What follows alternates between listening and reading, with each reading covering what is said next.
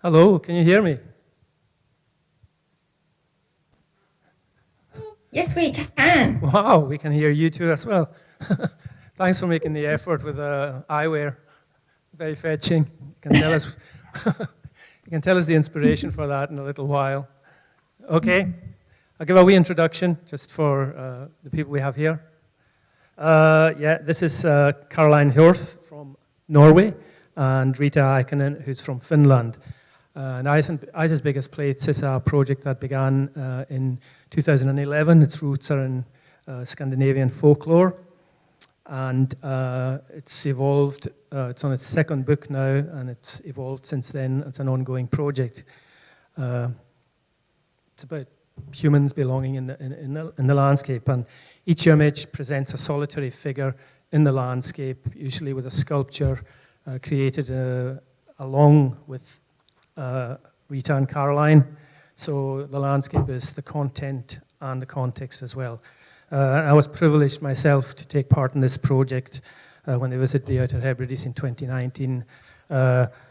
It did mean standing in a bog or sinkhole for the best part of an hour, but at the same time, I felt that I was immortalized and joined a pantheon of people from all the farmers, fishermen, zoologists, plumbers.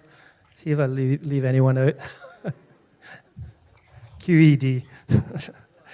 Opera singers, even 90-year-old parachutists. Maybe I can come back if I make it to 90.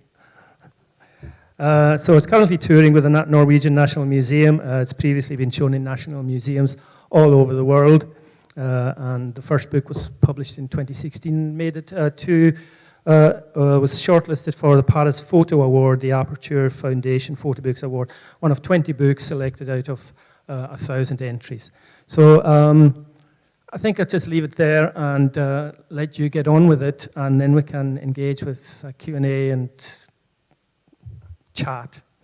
They're here virtually because of the horrific, we hope to have them personally, but transportation arrangements and the costs and everything else became prohibitive, but this is certainly the next best thing. Okay, welcome. Thank you. Thank you very much.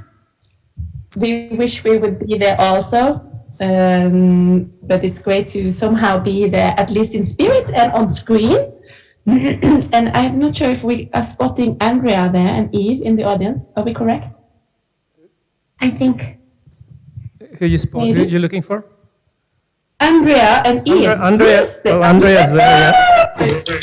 Always very special to be in the presence of the superstars. I mean, we have now two of you in the audience. Perhaps there's more, but two of the people who are in the latest book are present. So we feel honored. Thank you, everybody, for coming, but especially to you who braved it to actual shoot with us out in the Hebrides. I don't know if because you actually introduced your own portrait, but we have it here in case people didn't see. Okay, right. You can stop.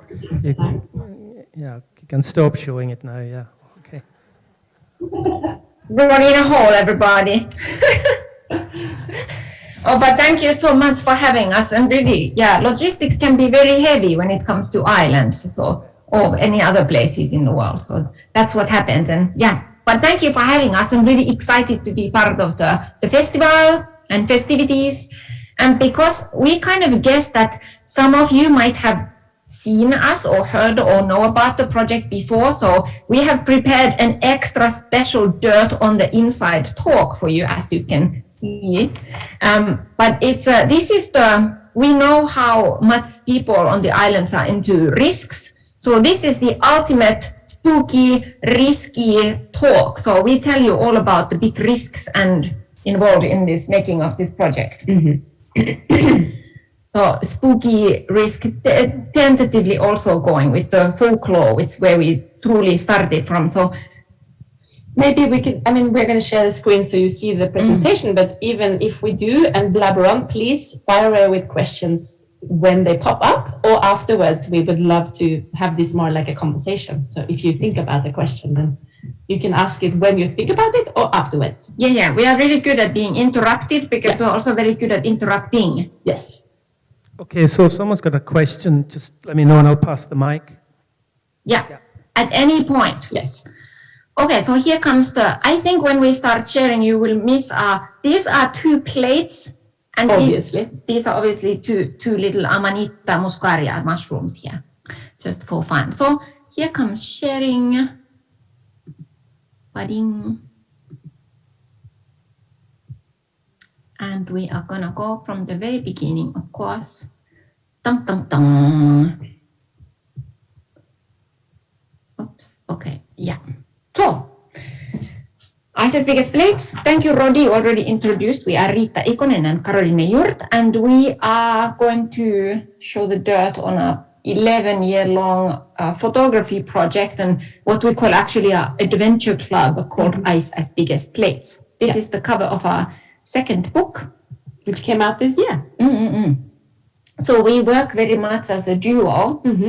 And we have been working for 11 years, and Riitta found me on the internet. It's a modern love story where she Googled 3 words, Norway, grannies, photographer, and I happened to be the lucky #1 search result because I'd written a book about Norwegian grandmothers. So I sent her an email and asked, hello, I'm Riitta Ikonen, would you want to work with me? And she said, absolutely. Yeah. So we met and we didn't know if we ever would get along. So quite luckily we had a good chemistry from the get-go. So that was the very first risk. She said yes to this email. And as you can see from this image, the collaboration is a constant scoliosis risk here.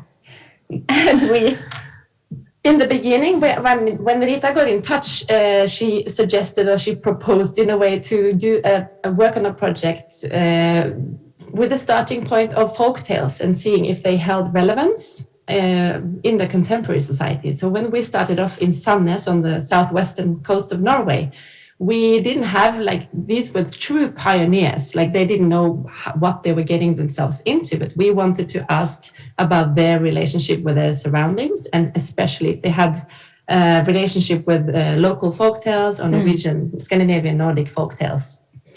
So as the most kind of wild character, the north wind is major, and here is Agnes, the oldest woman in Norway who's jumped a parachuting jump, posing as the north wind in Norway. And she was only thing she was terrified of at this shoot was that she would be blown out to sea, which I'm sure many people at the Hebrides are very familiar with.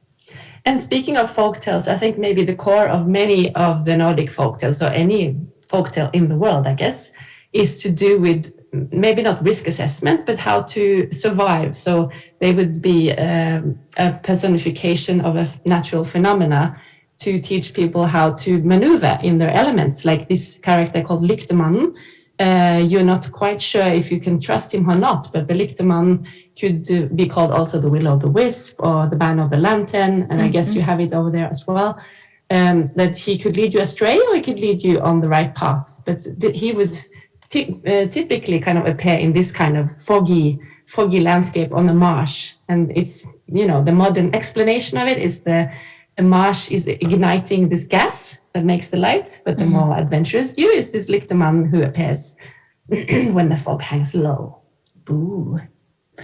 And of course we started in Norway, we moved onwards to Finland, to the extreme cold and dangerous midsummer waters. So you can see we kind of infiltrated my family. So this is my auntie Tuija. It might actually look quite tropical, but it was right below or above freezing point. I guess it was above, but just above. Welcome to Finland in the summer, everybody. It's fabulous. You might, by taking part in this project, as Roddy well knows, you will also potentially risk your style.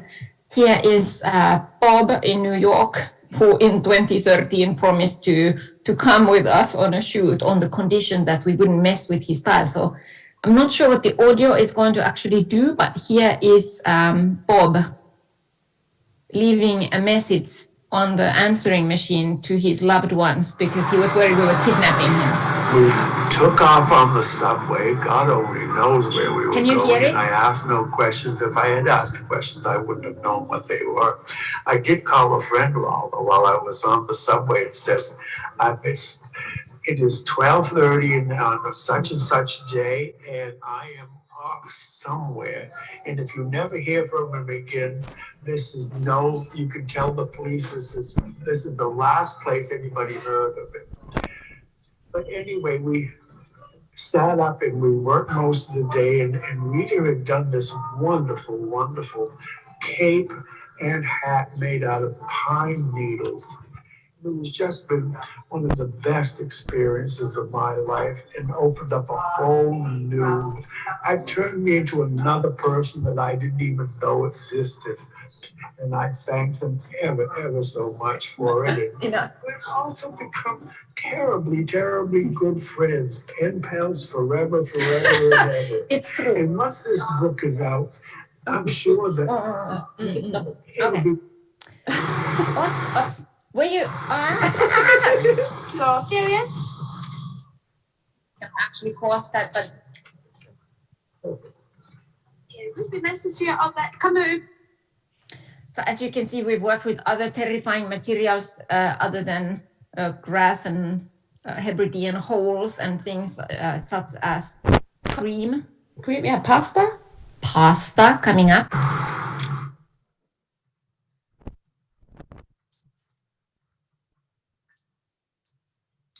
At Mamma Pizza in Oslo.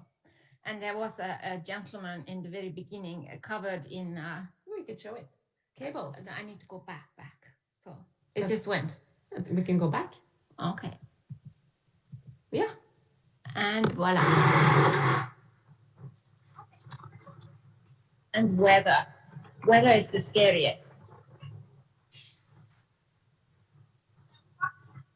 This was from a project in Finnmark on the far north part of Norway. It's for a new hospital they opened in 2018, I think. And we portrayed the people who live there or come to, some people only actually travel there to work. But this guy was in charge of the electrical system in the new hospital. I wasn't able to hear you, Roddy. Can you hear the audio from the videos? Yeah, we can hear it fine. Okay, good. And then we yabber on over it. So bear with us while we skip over this thing. And then...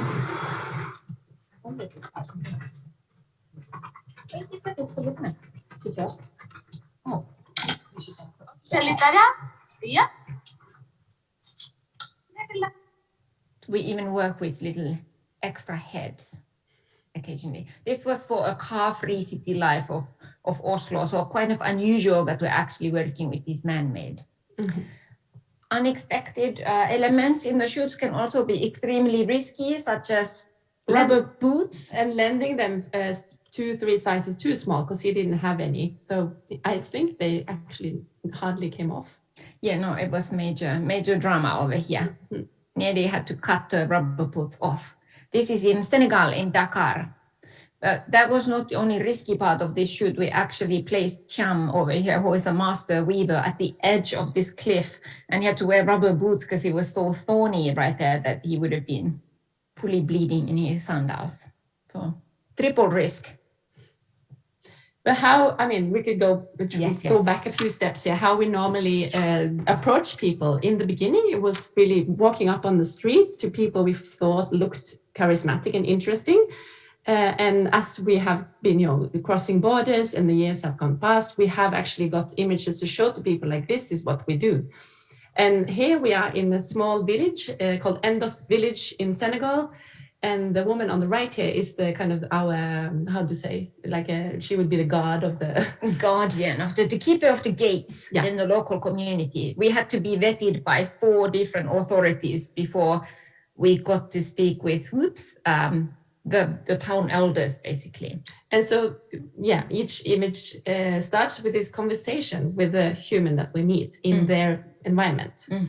And sometimes we don't speak the language. Like in this example, the local language was Wolof, yeah. And then we had French, and we're not so good in French, so we tried this modern app translator. As you can see, it was seamless. This was part of our first day of familiarizing with Dakar. And yeah, this is not the station, but there is no train yet. It's your new guy's fictitious asshole. And so on. It was an excellent, one of the best tourist tours ever. They should do the yellow, or is it no, red bus tours with this app. I think so. Yeah, so we go through these conversations with the collaborator we're about to work with and find out who they are, how they belong to their surroundings, and how they make sense of where they are. And I took out the slide, whoops, here, but this is Momodou Toucouleur.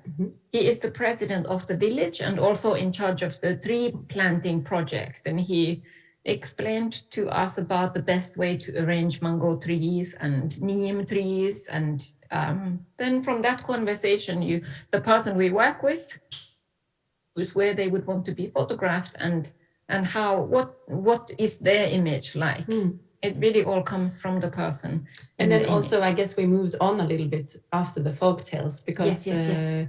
It's more, I guess it's more about the relationship with nature and the surroundings and our humans part of it or something else. And then, of course, also it's a subject of the people we meet. They choose what they want to share about themselves. It's funny, I'm going to go totally out of topic here, but today we've actually been interviewing people here in Norway, in the southeast of Norway, right on the border of Sweden. And we've just met a lady who is saying she's the forest huldra personification. So we are actually, we always ask about the folktale link and do return to it if it seems relevant. So it is, part of the standard kind of armature of interview questions we ask the people from. And I think also maybe another red thread in this whole project or labor of love is a serendipity. Like that's kind of steering how we go about and who we meet. For instance, this lovely gentleman with his fish, he happened to be in this harbor in Dakar when we looked for collaborators. And we do call them very specifically a collaborator and not a model, because it's really crucial that it's a 3-way or even 4- or 5-way collaboration between the person in front of the camera, us, and Sorry. and the elements. So we should really credit the image for like Ice's biggest plates, gustly winds or northwesterly winds. Yeah. As well as the name of the person in front of the camera. But anyway, this person was there at the harbor in Dakar, and he happened to have a father-in-law that basically we had to meet. So we basically, 5 minutes after meeting, this guy jumped at the back of his seat in the center of Dakar, walked inside this building and met the entire family of Bubu. I don't know if Bubu is here. Bubu is arriving soon, but right after meeting him, because his father-in-law is a grand fisherman, we headed straight to the fishing market after talking with him. So here's a small snippet from the market. Yes, risk assessment for you all.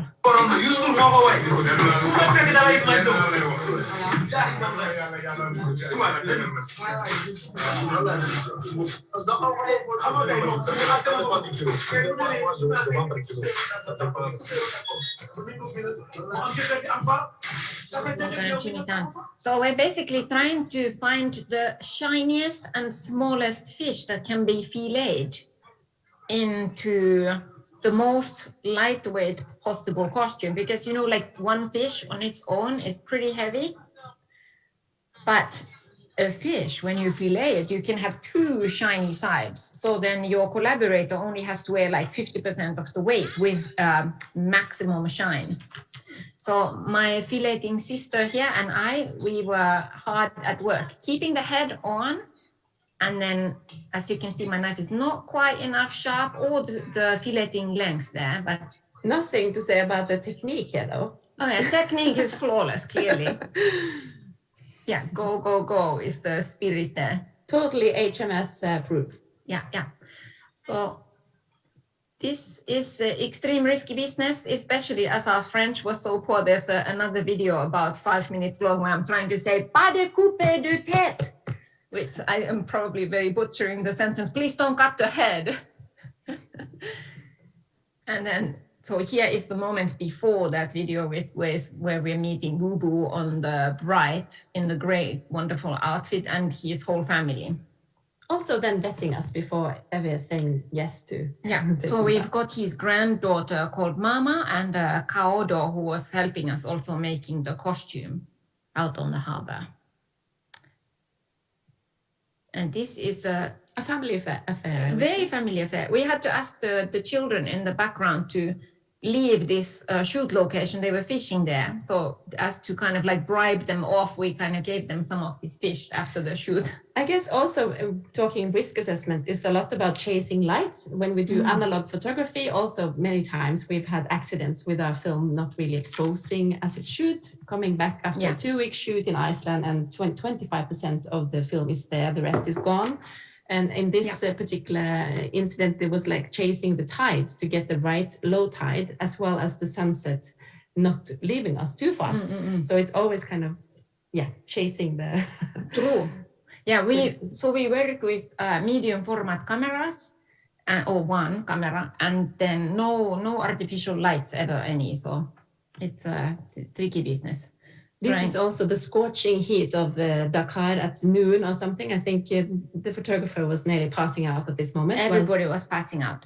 We are looking for millet, and while looking for millet, we found this little snake skin, and the locals very kindly told us this is something totally poisonous. I was trying to Google it for us, what nearly killed us now. This is kind of like, have you ever watched that program, I Shouldn't Be Alive?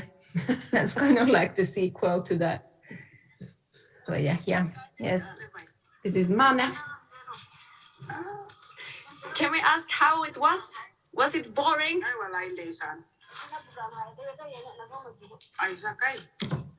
On peut lui demander comment...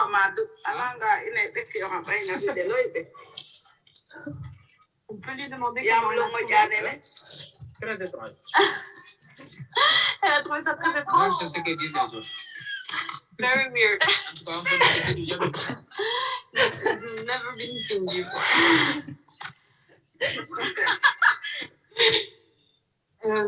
Comment? Major challenge. Okay. This does make sense.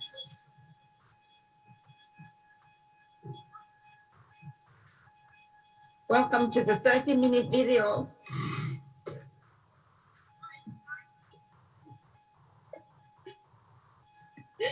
Please stop. So we got... I figured it was perfect for the theme of our thing. This was again from Hirkenes, from the groundbreaking of the new hospital, with Karoline got to go and witness, and we got to portray the person who is actually in charge of all these detonations. And in the talking of the risky grounds and breaking of the soils, this portrait is taken in Karoline's home stomping grounds of Trondheim in Norway. Yeah. And the whole city is basically resting on this bed of blue clay or London clay. And ever so often, this clay decides to go for a dance, and then basically everything above is also doing that. So it's, I guess it's a kind of a good chance that it's still around. But Britt, she's been working with clay her entire life and career as a ceramic artist.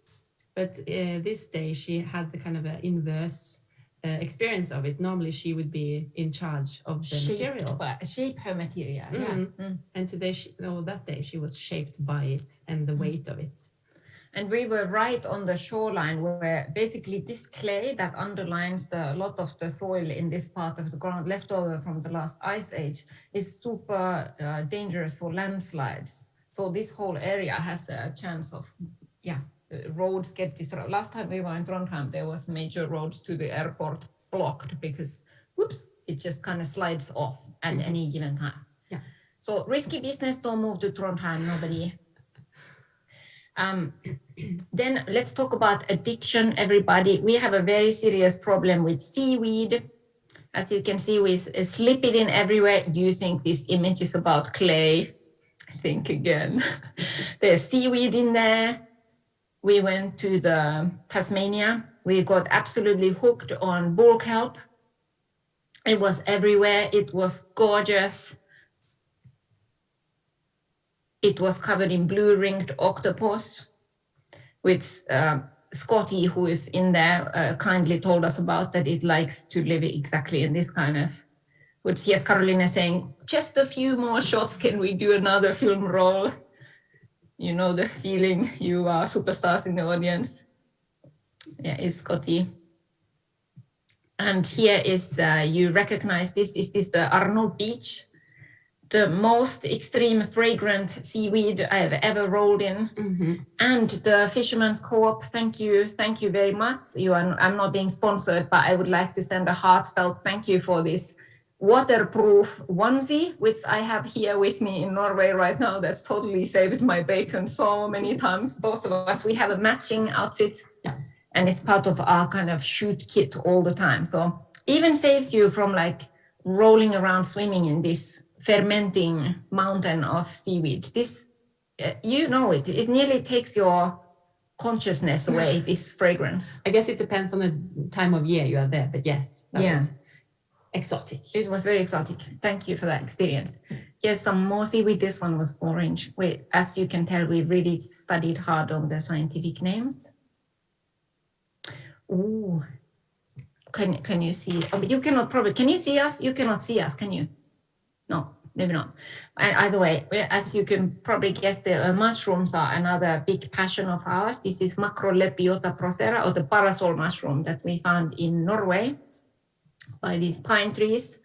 So risky thing, obviously mushrooms are a risky thing to eat, but even more risky is to place your mushrooms in a photograph and have some mushroom professionals look at them and go, these mushrooms are not associated with the trees you have in the photograph. This is not scientifically accurate. And you're like, busted. But it was 50 meters away. It was 50 meters away, but this is not their natural habitat. No. They like pine trees. So. But they are very beautiful. Yeah. Careful with the import-export business is what we are trying to say here. Also, be careful about the species. No, actually, the place. I think we're going to get back to that, Ingrid, on the beach very soon. Yeah. Yes. Oh, just wait. Our criminal past is coming soon. Mm-hmm. First, we go look at some puffballs and some spores. So this is Finnskogen in Norway, where we are at right now. Yes. With the forest Finnish culture. This is Sinikka wearing them, and Riitta puffing them. And you might see it behind the head. There's a small stick. We are puffing the spores of these puffballs for the portrait. And Sinikka Langeland is quite a phenomenon in this neighborhood, recording artist and expert in the local rune song tradition, and came to us with us to the forest. So the forest culture is a lot about the slash and burn culture or farming, and as well as a shamanistic approach to understanding nature. So it's a very interesting place to do research and photograph. And also a lot of like heavy focus on oral tradition, which is what we learned a lot in the Hebrides too when we were going around with John. So yeah, very related. Yeah. So here is Sinikka's final. Boom.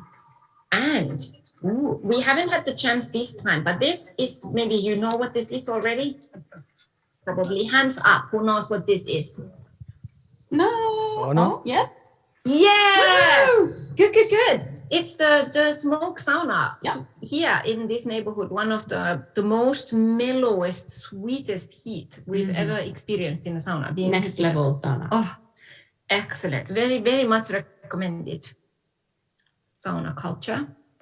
And guess who is this on the left bottom corner here? Dong. Hey, actually, in the new book, we figured this is going to become a really hardcore pilgrimage site. So we've shared the GPS coordinates of this hole in the new book, in the field notes section. So if you do want to go try this hole on yourself, it's possible. You'll just have to buy the book, for which we share a link with you. We have a special deal. I'm sure Ruddy thinks it comes highly recommended. Oh yeah, wasn't it great? Yeah, unforgettable. But another highlight of this image is this ladder. Karoline loves to always get a little higher and higher and higher. Oh boy. Our video vlogs are you? Be happy. Yeah! This is a moment where we have the collaborator up on a tree on a ladder and Karoline up on a ladder also for this shoot. Some good exercise. It's basically bring your heaviest camera you can find and Yes. do your most experimental poses. That's when you get a good image. Yes, we And have. of course, most gracious. Yes, we have this. So basically, Karoline's camera weighs 2.5 kilos. It's a Mamiya RZ medium format camera. So we have a formula for this again. It's an excellent workout. You hold your breath with one eye closed and you get on a ladder, you stand on one foot or you lift one foot up or anything, like do some like challenging poses and then you hold this pose with one eye closed for any number of minutes, like 10 seconds to about an hour. Yeah. Again, thank you, Fisherman's Co-op. Yeah, we just thought you might enjoy these goofy tunes from Habitus. Yeah, maybe. Yeah. You can't really see our faces. What's the place where the ferry lands when you're going to the Isle of Uis? There's a bunkhouse there. And then it's a really great floodplain. What's it called? It's near the Thai Karsava. Thai Karsava. Anyone know? Palashare? I think it's like Joe's bunkhouse or something like this. John's bunkhouse. Oh. John's. No, nobody knows. Oh. Anyway, this was winning shots that never made it out there. So, only for you. Ciao. So we have, for real, actually decided to scale down this mountain. Karoline. Hello, Mom. I had some hesitation, but it seems to actually sliding it down. Eva feels confident. Our project manager is going first. We came from They there. feel great. This was my goodbye message to my family. It was nice knowing you.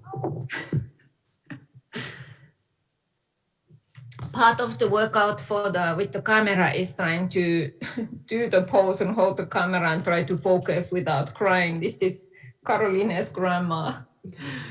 And she actually, we really, really love this image. And I'm not exactly objective here, but even so, many people find this a strong image. But my grandma herself, she can't stand it because she thinks the whole world's sins are upon her shoulders. And she's also not so fond of aging. So it was a good long while that we couldn't show this image. And she just saw herself becoming old. But after a good long chat and basically expressing how this whole project is a homage to lived life and experience and stamina and curiosity, of course, she ended with, She let us show it again. But yes. We were banned for a while. Please. Oh, and Ursula from South Uist, another very extremely risky... Ursula, I'm sorry. A risky business to be working out there in the extreme strong winds. Here we had to actually lean Ursula onto a fence post. And we don't really ever do this, but oops, here comes secret out. We actually photoshopped a little bit of barbed wire out. No, it wasn't barbed wire, it was like fence wire out from the shot. Ursula's dog Rupert was with us on the shoot, like a small white little poodle, and the dog kept falling over in these gusts of wind that were going around. So it was absolutely no joke. But Ursula is great. We call every now and then. And last time, not last time, but like a few times ago when I called her during the pandemic, she was saying like, what was it? I think she said like, I am 93 years old. I'm perfectly happy to vegetate. So she is so great, hardcore, great friends. We met at the art opening at Thai Karsava. Didn't you also say life can be boring if you choose to just sit on your behind? Yeah, backside. If you get an opportunity, grab it. Mm-hmm. She said we were doing okay. The risk assessment could be That's very good. Oh, actually, it is my dad's motto in life: take a risk. Here she is. Super cool. Ursula Tudor Parker, right? And here we have landed in, we keep going back and forth of Kirkenes. Yeah. And here is to Gundhove. And you know what this is?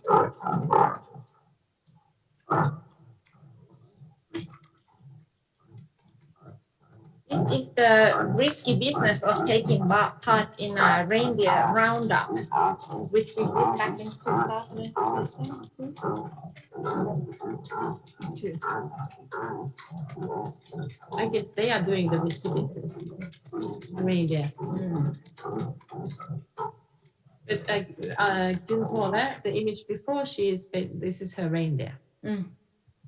I guess that's a weird thing to say. They are their own individual beings. They are their own reindeer. Yeah. Take it back. Here is Inger Anita, who is a reindeer professor. And we went to meet these two women on the last day of our project, and were greeted by both, and they were waiting for us with like arms kind of crisscrossed around them, and we're like, okay, yeah, like what do you want, girls, kind of thing. And we explained what we were there to do, and we'd like to portray the people who make this region and hear their story and write it up. And basically they said respectfully, no, not right now. There is nothing about our lives and livelihood that you can capture in this moment right now. But if you come back in, I think it was like 3 months, you can come and join us in the reindeer roundup, and we'll feed you, we'll house you, you can take all the photos you ever want, but you'll have to come back. And we thought, absolutely, we'll be right there. And at that point, already it was extreme risky. I think we had been eating pasta all week. There was no budget. I mean, this is also Norway, so you barely have money for pasta, even on a good day.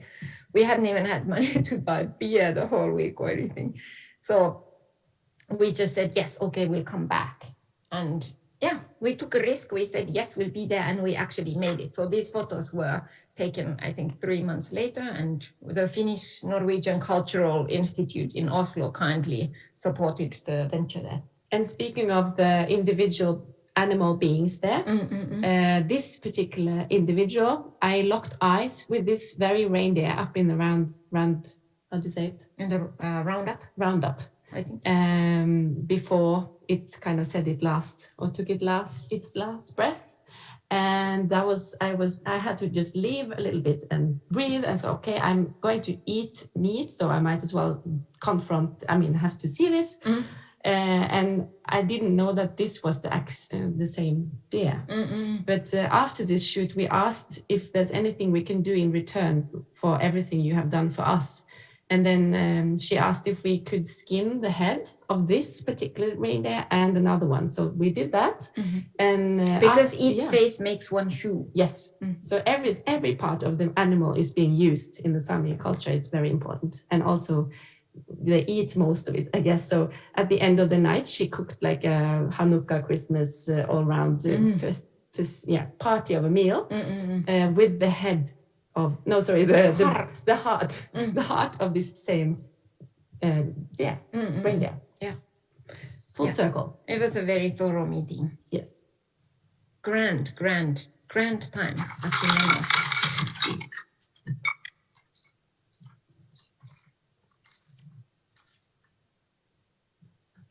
It's a little bit upside down, but that's another risk you take by handling a camera. But we are just location scouting, but we happen to be out with an expert in Stone Age archaeology. And we're looking for location, and she's kind of pointing us to like, oh, do you see these two rocks, how they're positioned over here? And how they kind of make a 90-degree angle with each other. We're like, yes, and it's like, well, that means there's a tomb there, or that's a grave, because that's how they arranged this, Sami cemetery. Yes, basically. So there we were looking, and then decided, obviously, to go to different place to take photographs. But yeah, risky business, just wandering on the beach on little beautiful lichen-covered stones that sound like ceramics when you walk on them. Ja, det är det. Here we have just wrapped up a shoot with Inger, I'm sorry, in the south of Norway. Men hvordan var det? Interessant.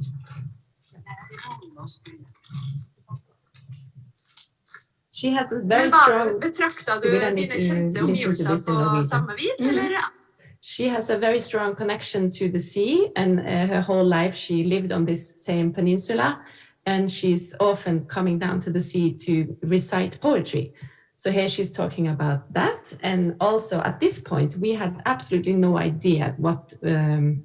There's a darker story to this image. Basically, every time we do a shoot, we go somewhere, we make sure that we are not working with anything that's on like red listed or endangered, or you shouldn't work with any, like in Iceland, we don't work with moss, and we make really sure that this is not harming anybody or And land. we always dismantle the sculptures and leave them there and try to leave very little impact. So as far as we knew in this moment, nothing too insane was going on. Mm-hmm. So the image turned out beautifully. We had it in an exhibition. NRK, the national TV station of Norway, came to interview us for this TV documentary about artists working with nature and climate. And after this exhibition, there was a local newspaper who revealed the location of this shoot. And I think I came out of like an appointment with my newly born baby, and there was a phone call from the local police station, and the woman's like, yeah, I'm sure you know why I'm calling.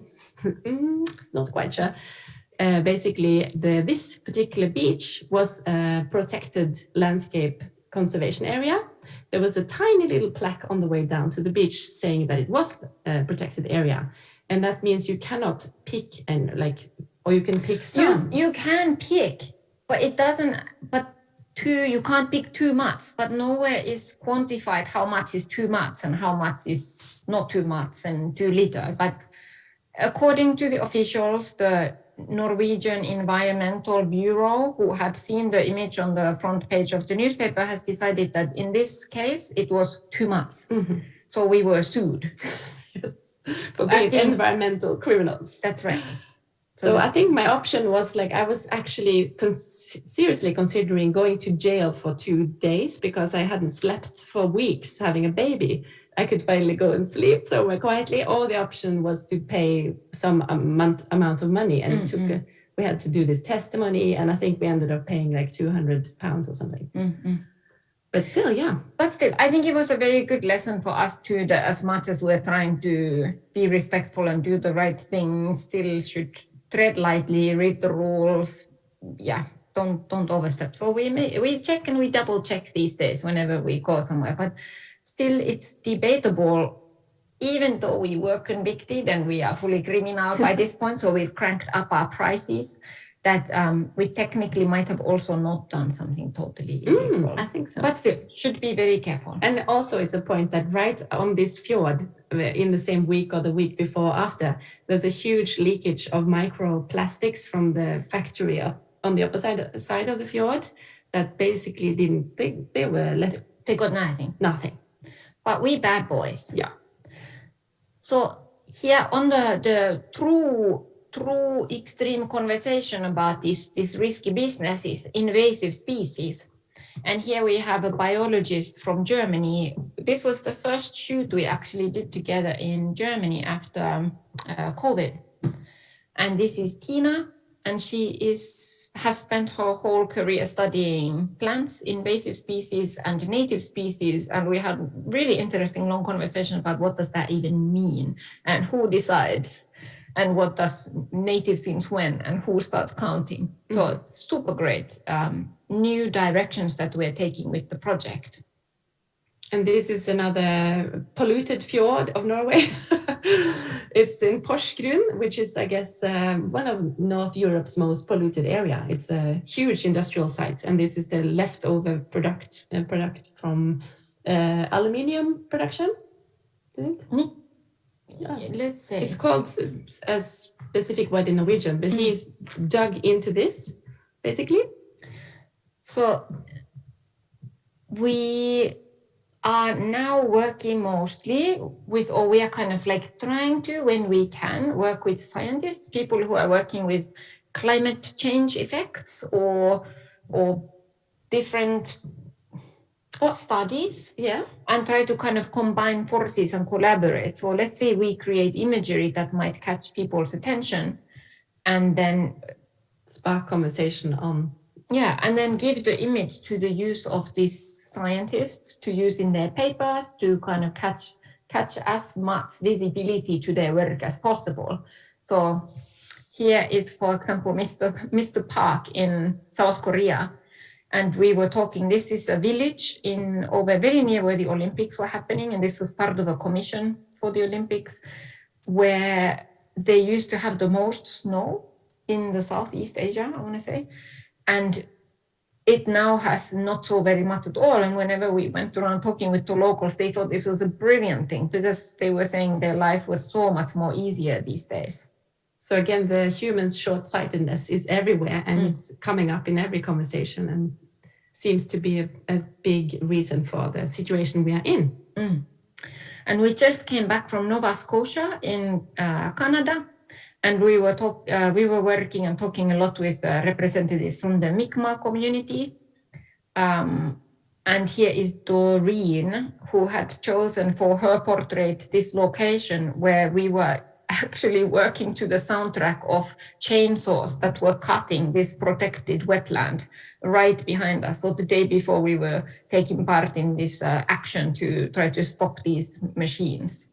But she's one of these water keepers and elders in her community who is campaigning very hard to try to protect the land areas. Many battles in that corner of the world. It's also Janet from Nova Scotia. Extreme cold, I'm sure you can imagine. More seaweed. And here's the real horror story. Those photographers in the crowd gonna drop in with this. This basically is the light meter explaining the very long exposure times and the daylight is basically gone. So this is evening shooting at, a person at quite a far distance actually at, aperture 4 and 1/15 of a second. And that is pushing it when your film roll in the camera is ISO 400. So that happens quite often. It seems we get very excited and take many shoots, many rolls per shoot, and suddenly the sun has left us. Okay, and then we're moving a little bit away from the risk assessment here, but it's still risky. This is a real life, full-on call out for participants. We need help. Yeah. These are eider ducks, I'm sure. Do you have them there also? Maybe so, surely. Maybe actually eider ducks. They should hopefully be around. So if you are idle and you love eider ducks, this gentleman needs help. This gentleman and another gentleman on the island of Selvær on the polar circle need a lot of help. And they are basically the last 2, or I think there's maybe 5 in the whole of Norway that are keeping alive a culture and the livelihood of these eider ducks because they are building houses for them to protect them against predators. And without them, the birds they cannot live there. Sorry, here comes goofy tunes. But if you do reach out, and we are actually legit looking for people to go there, especially in the spring, to start preparing the nests. And this is a place in the world, and you will soon see, where they have a problem, where they have too many and too large scallops. The scallops are so large, you can't sell them. So the poor locals have no option but to eat them for free. So here is Einar, who is, I'm so sorry, Eivind, in the Spark. It's a long story, but basically Eivind is the other one. He's the one who's sitting in a system there. He is looking for an assistant. Yes. If you have time in the spring. And if you want to be in the gorgeous place on earth called Selvær. So there's a person called Eva Beckenslet. If you want to take part, just email us at eyes as big as plates like dinner plates, and eyes as in eyeballs, not the thing that's melting. at gmail.com, and then we can put you in touch. Yes. Because Aiden here, he doesn't believe that there is actually somebody who could help. He just thinks that nobody wants to help the birds. And he's the last one, basically. we said he's wrong. Yes. We can rally up the troops for this. And look, you get to hang out with these. And they are so tame that you just need to walk to the nest, and I forgot what was it like. Poot, poot, poot, poot, poot, Yeah, poot, to talk poot, to them. just to let them know that you are coming. Here are those famous scallops Yeah. on Oddbjörg. Look at the size of those. You get to hang out with Oddbjörg and eat scallops and hold some sweet, sweet, sweet ducks. I'm expecting a total mountain of emails. Not sure what we're chit-chatting here, but we have just wrapped up the shoot here. This was very risky business because the Oddbjörg was, pushed to the limit here, walking to the edge of the earth. But totally chit-chatting. Yeah, still just a little bit excited about the scallops, as you can see. And this is Eivind. On this little scary, I guess it's called, he hadn't been there since his youth, and he used to come there to collect or to eat what's called seagull eggs and have beer with his mates in his youth. And this is about 10 p.m. midnight sun business. And okay, let's finish off with this. The riskiest business of them all is making books. Terrifying, horrifying, and truly, truly, fully risky. Roddy would know all about this. Loved your book, by the way. Thank you for sending it. Here is our book number 1 coming out of the printers. And in the printers getting done. Second one, we showed you it exists. We did our second book during the COVID, so we weren't able to go to the printers and actually witness the binding and all the fun stuff. But this was super thrilling and terrifying to see. Or you can also buy the book if you want to. Yes, you can buy the book. We can share after this, I don't know, is it possible? We can share a little link where we have a special, super special price because we are going to Paris to the Off-Print Festival. And then for that, we are selling it for 40 euros instead of 60. So if somebody would like it, just email us and we can share with you a super special little link. If you'd like another, postage is free as ever. So here are some covers going around. And now we've yabbered on so much. Time for questions.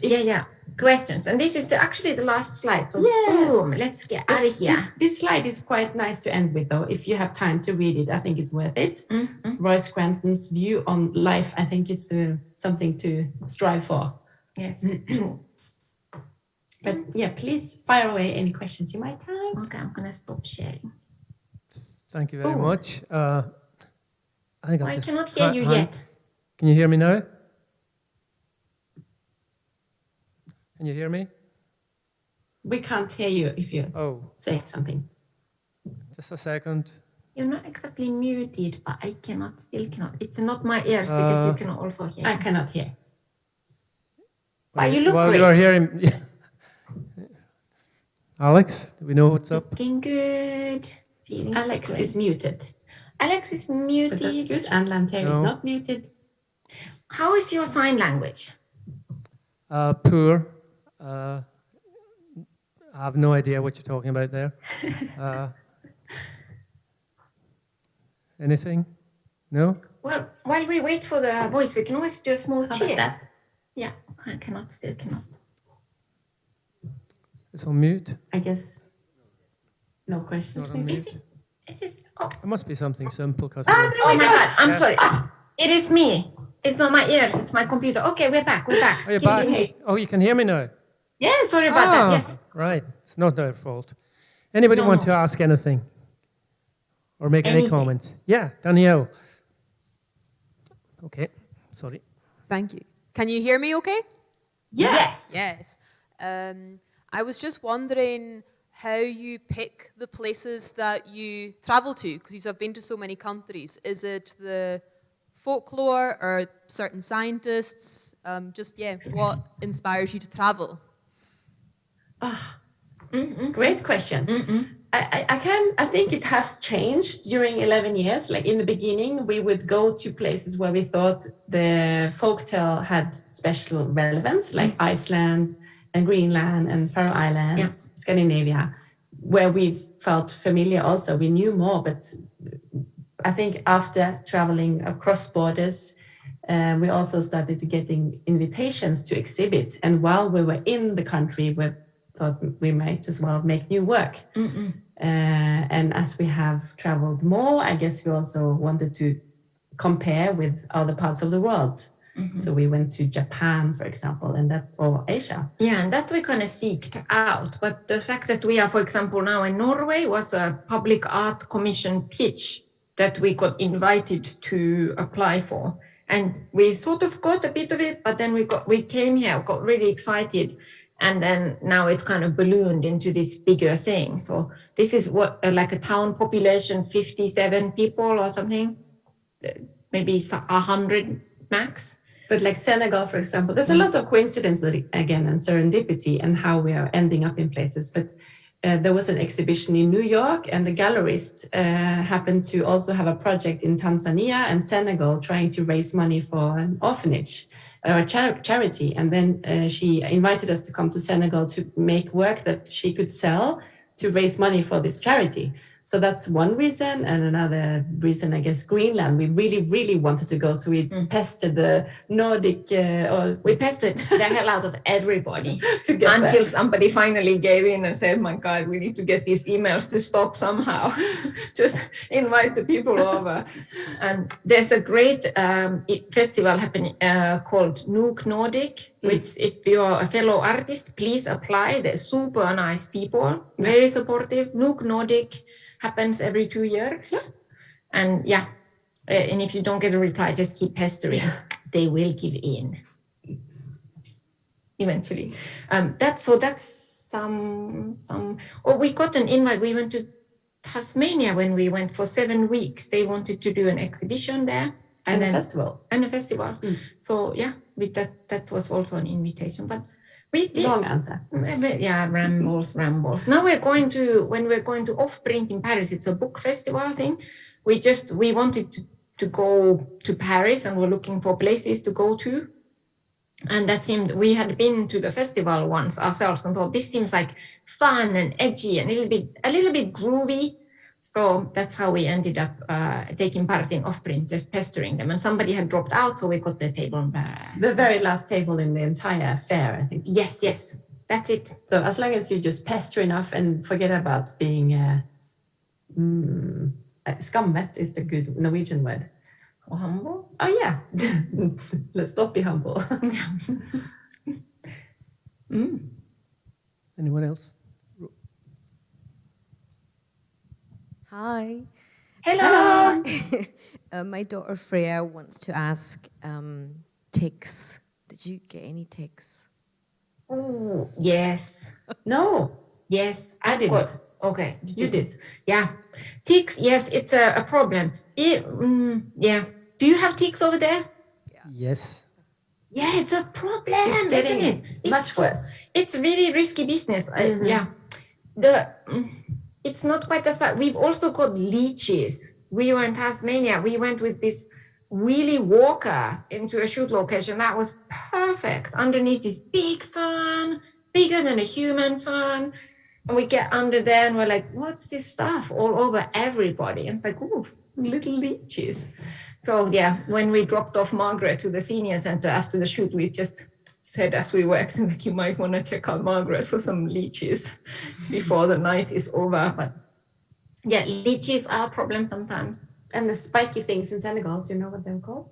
Buzzies. That was really bad. Like buzzies. Do you have kind of like whatever inspired Velcro to come into the world? Those things can be super risky. But ticks. I live in New York normally, and that's with Lyme's disease and all of that. It's super bad. You got quite ill, actually. I actually had an illness called Babesia. No, it's actually called Babesia, but it's one of those Lyme's disease. Tick spread illnesses. It's super nasty. And then you get this malaria medication, basically, that wipes you out even more than the actual illness. And and then you make a comeback and dress up as a mushroom for a talk. So clearly not a full recovery. Margaret? Thank you. Yes, you mentioned quite often your reliance on folk tales, your inspiration from folk tales, rather than legend. I'm taking it. So, what do you share the folk tales? For example, as you showed the one in Uist with the woman with the irises. I mean, what's the folk tale connection with irises and the Outer Hebrides? Or what's the folk tale connected with Senegal and fish? Do you have an actual folklore? And well, maybe I'm making too much of a presumption, but with your Nordic connections and the incredible Nordic scholarship on folk tales, on which the rest of the world of folklorists rely as we number all our motifs according to the Finnish folklore school of narrative. So do you have a sort of real rootedness and connection in the folk tales that people can find out the folk tales? I think it Beautiful varies. question. Yeah, great question. Thank you. Like in some, it's more directly linked than in others. And for example, in Greenland, the legend of the Mother of the Sea is very much directly tied to how you consume or use nature. So I don't know how old the legend was, but basically it's saying we should stop talking. No, okay. Alarm. Yes, the Mother of the Sea would basically be the guardian of every life living under the surface of the water. So if the people would fish too much or overfish, she would basically tangle up her hair so the fish wouldn't be available or accessible. And then the shaman would have to kind of negotiate with the Mother of the Sea and go down to the bottom of the ocean to promise that, okay, we will stop overfishing, we will maintain respect for our surroundings. So sometimes that was a very direct link in the image that she was placed right next to the water with her hair covered with seaweed. But other times... And then also in the book, if it is such a clear link, like after the conversation with the person, if there was some significant folktale for them, we would often write it up in the little text that goes with the portrait. So with Ursula, with the irises in the Hebrides, she didn't specifically talk to us about any folktale. We knew that having the irises out, the yellow flag, that meant it was a specific season for, was it herring fishing? No? Could have made that up. Well, there's a big connection to weaving and dyeing in traditional dyeing. I can't think of any folk tales, but I would discriminate between folk tales and legend, because that's your first, the Greenland one is your first mention of legend. I can see that connection. But a legend is a very different connotation to a folk tale. A folk tale is always told as fantasy, not true. Legend is always told as true. There is a legend in Lewis about this man, Mach and Tronik, and my word, wasn't he not real? So that kind of legend versus folk tale would be the folklorist's take on it. And I just wondered if you, I'm not a folk tale expert, so I was asking if we can find the folk tales. Sorry, I was just going to say, we talked about this today in a conversation about the forest Finnish culture, because they have the local here, they want to call it magic instead of Myth. No, trolldom, like a wizard. Like they don't like the word wizard, but they want to call it like a shaman, or they call it magic because it's tied to how you use nature and see nature. And also who decides what, like if legend is more true than a folktale. It's always a root of functionality in the tale. So no, you don't decide if the legend's true. It is told as true, and you listen. Whether you believe it or not doesn't matter. Exactly. It's told as true. So all witch tales told as true, whether you believe it or not, makes no difference. It's not a folk tale, it's a legend. No, maybe it's the nuance of the language that we are. I mean, in Norway, I think it's called, you could call it eventyr, which is kind of tale. But when you think about it as if you do a research on it, you don't call it eventyr, it's a folk tale. So it's kind of that's a fight on who decides and define what is the meaning of folktale versus legend versus storytelling. And where's the truth in it and who decides? But I think If really you- we if want. you, pardon me interrupting, if you're looking for a real, literally an encyclopedia of folk tale and where all over the world, the man is Arne Thompson, he's a Finnish folklorist, and every folklorist in the world relies on his classification of the folk tale. So all of our Highland folk tales have numbers of motifs based in Arne Thompson's Finnish folklore encyclopedia. So it's quite, yes. So our tales are rooted with connections in Scandinavian tales. Oh, great. I so wish we were there and we could Yes. talk more. Please write to us. Yeah, No. We clearly need to learn loads more. always. Well, if you're in New York, you're in a good place. The American Folklore Society have somebody there who'll keep you absolutely spot on. Great. Thank you for that, Margaret. I think we have to wind up. Does anybody have any more questions, observations? Andrea, do you want to engage since you're one of our heroes? Please say hi. Yes. Hi, you're looking really good. Lovely to see you again. You too. So great. One thing I was going to ask, actually, I wasn't sure it was the right place, but how do you square your environmental concerns with climate change, with flying all over the world constantly? Excellent. Thank you. Perfect question. This is a constant subject every time we meet. And I don't know what to do about it. It's I think it's one of the reasons we didn't come to the Hebrides this time. But again, we are flying to Paris, and Riitta said, okay, but it's my 3 points.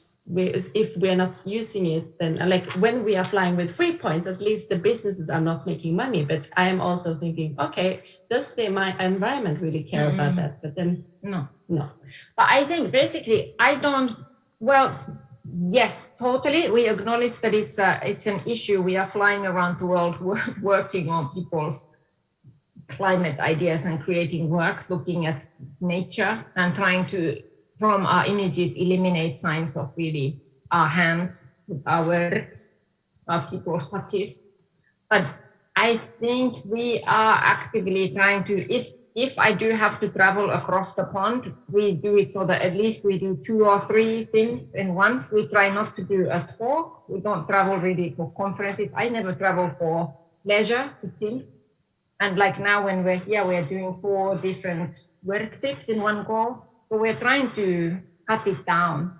Or once we are in Europe, we try to kind of tick. I also think maybe, I have 2 small children, and if it wasn't for that, maybe I could spend longer time getting to the place. But it's, again, selfish reasons for thinking like, okay, how much time can I spend with Riitta working on this project without compromising too much on the home team? So it's again, the short-sightedness of humanity. We are so not better than anybody else when it comes to this point. And it's a constant theme. But if we were to stop doing it, I don't know if that would help either. But we are hoping that the project might change and make some changes, slow changes, but at least maybe sparking some new perspectives on our role in everything. With the idea that if we can get people excited about something or show them something that they don't know, then often if you know about something, you have a chance of caring about it. So if we can spark some awareness with the images, then in some hope, we hope the little travel is worth it. But guilty as charged. I think we're going to have to wind it up there. Thank you very much. It's been wonderful to hook up again. It's a shame you couldn't make it, but at least you saved on your carbon footprint. And, but I certainly hope to see you back here someday. So yeah, we would hope love so to. too. Thank you for We'll come by boat. inviting us. Yes, sailboat. bye for now. Thanks for joining us. Bye. Thank you for having us.